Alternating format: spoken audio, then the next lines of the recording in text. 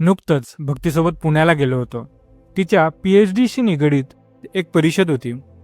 तिथे ती ज्या शिक्षण संस्थेतून PhD करते त्यातील सर्व PhDचे विद्यार्थी येऊन आपापला विषय, त्याची उपयोगिता आणि आपल्या संशोधनाची आतापर्यंतची तयारी मांडणार होते. भक्तीला सोबत म्हणून मी गेलो होतो. तिला कॉलेज बाहेर सोडून पुणे फिरायला निघायच्या ठरलेल्या बेतानुसार मी निघालो. जवळच्या लोकांनी त्यांच्या त्यांच्या आवडीनुसार मला फिरण्याची ठिकाणं सुचवली होती. मी ठिकाणांची नावं ChatGPTवर टाकून माझ्या सोयीचा ट्रॅव्हल प्लॅन तयार करून घेतला. मला जास्त घाईगडबडीत सर्व ठिकाणांना टिक करायची नव्हती. मला ती ठिकाणं फक्त बघायची नव्हती, ती अनुभवायची होती. पुण्याच्या ट्रॅफिकचा अंदाजा घेत सारी जवळची आणि पायी पायी फिरता येतील अशी ठिकाणं निश्चित झाली.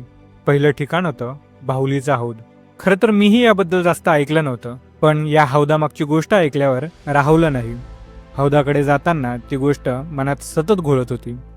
महात्मा फुले यांचे सहकारी विश्रामरामजी घोले यांनी आपली कन्या काशीबाई उर्फ बाहुली हिला फुले दाम्पत्यांच्या प्रेरणेने शिकवायला सुरुवात केली. नातेवाईकांकडून तीव्र विरोध असताना त्यांनी तिचं शिक्षण सुरू ठेवलं.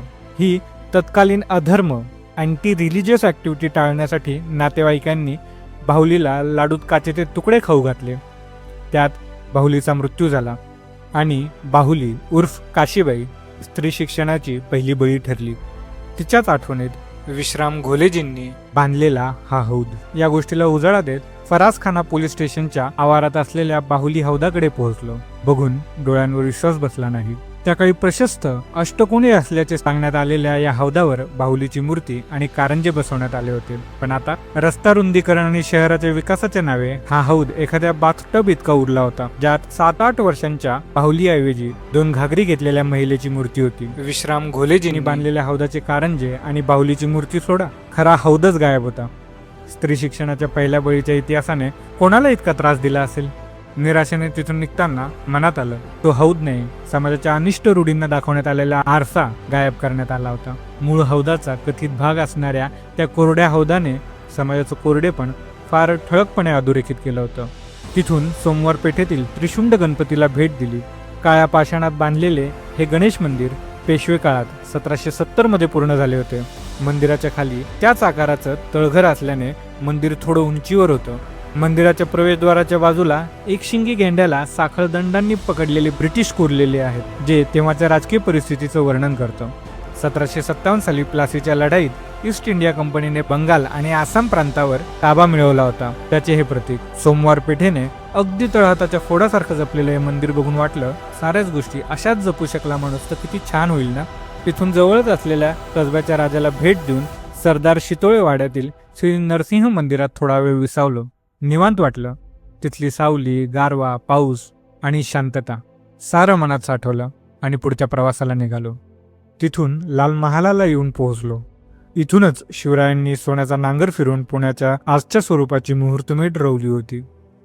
लाल महालाच्या या नवनिर्मित प्रतिकृतीतून फिरताना वाचण्यात आलेल्या त्यांच्या लाल महालाच्या वास्तव्याच्या अनेक कथा डोळ्यांसमोरून फिरत होत्या. दादोजी कोंडदेवांकडून त्यांना मिळालेल्या प्रशिक्षणाचे आणि सईबाईंसोबतचे त्यांचे बालपणीचे किस्से, अशा सर्वांना उजळणी झाली. लाल महाल करून शनिवार वाड्यात गेलो. 1828 साली वाडा ब्रिटिशांच्या ताब्यात असताना खजिन्याच्या शोधात किंवा कोण्या अकल्पित कारणाने वाड्याला आग लागली. आठवडाभर मोठ्या प्रमाणात लाकडांच्या मदतीने बनवण्यात आलेला हा वाडा त्यात अक्षरशः खाक झाला. आज बघायला या भग्न वास्तूचे काही अवशेष आहेत, याचा फक्त अंदाजा लावता येतो. पण हो, या बोर्डला स्कॅन करून वाड्याच्या साऱ्या पॉइंट्सचा इतिहास गोष्टीच्या स्वरूपात ऑडिओ आणि म्युझिकच्या मदतीने आपल्या समोर जिवंत केला जातो. मग त्यात नारायणरावांचा जीवाचा आकांत असेल, पानिपतच्या युद्धाची तयारी असेल, अंतर्गत राजकारण असेल, वाड्याच्या अनेक पैलूंना उजाळा मिळतो. हा वाडा वैभवापासून करंटेपणापर्यंत अनेक जाणीवा मनाला करून देतो.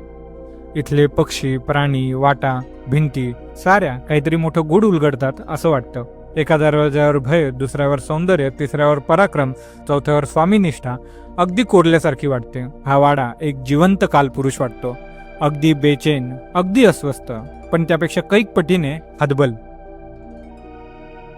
विचार करायला अनेक विषय आणि एक हुरहुर मनी घेऊन मी तुळशीबाग गाठलं.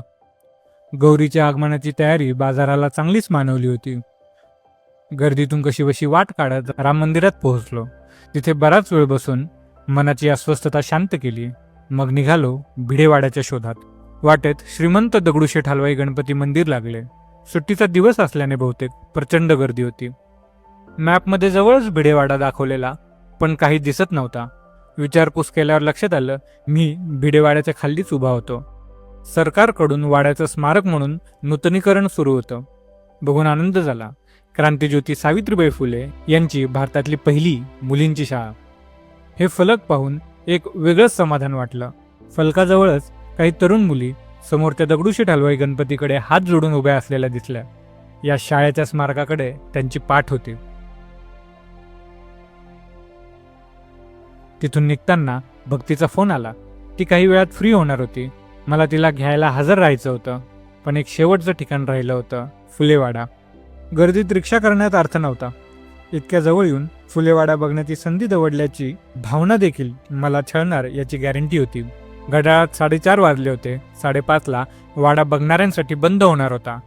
झपाझप पावलं टाकत महात्मा फुले यांच्या वाड्यात पोहोचलो. हा वाडा, इथल्या खोल्या, ही ऐतिहासिक विहीर सारं पाहून भारावून गेलो. मन, समाधान, कृतज्ञता अशा साऱ्या भावनांनी व्यापून गेलं होतं. इथे महात्मा फुले, सावित्रीबाई यांसारख्या महान व्यक्ती वावरल्या या विचारानेच फार नम्र वाटलं. बाजूलाच असलेल्या महात्मा फुले यांच्या स्मारकाला डोकं टेकवलं आणि बराच वेळ बसून राहिलो. त्यांच्या जिद्दीपासून थोरपणापर्यंत सारं काही आधाशासारखं मनात साठवत होतो. त्यांच्या जीवनाला, कार्याला उजाळा देत होतो. भक्तीचा फोन आला. परिषद शेवटच्या टप्प्यात होती. मी एव्हाना तिथं पोहोचणं अपेक्षित होतं. मी स्वतःला आवरून सावरून तिथून निघालो. पुण्याचा हा परिसर आता पावलांनी ओळखला होता. मॅपची गरज नव्हती. झपाझप पावलं टाकत मी परिषदेच्या हॉलवर पोहोचलो. भक्तीच्या बाजूला जाऊन बसलो. ती नुकतीच स्टेजवरून येऊन इथे बसली होती. तिला प्रेझेंटेशनसाठी कौतुकाची थाप मिळाली होती. या वार्षिक संशोधन परिषदेत तिचा 2रा क्रमांक आला होता. आम्हा दोघांच्या घरातून येत्या काळात PhD होणारी भक्ती पहिली व्यक्ती असणार आहे. त्या दृष्टीने पुढे जाण्यासाठी ही परिषद आणखी ऊर्जा देणारी ठरली होती. अख्ख्या दिवसाला उजाळा दिला गेला. माझ्या मनात आलं, विश्राम रामजी घोले यांची बाहुली कितीतरी बाहुल्यांच्या रूपात आज शिक्षणाची वेगवेगळी शिखरं सर करते. मनातून बाहुली म्हणजेच काशीबाई, विश्राम रामजी घोले, सावित्रीबाई फुले आणि महात्मा ज्योतिबा फुले साऱ्यांपुढे आपसूक कृतज्ञतेतून हात जोडले गेले आणि या पुणे दौऱ्याचा शेवट झाला.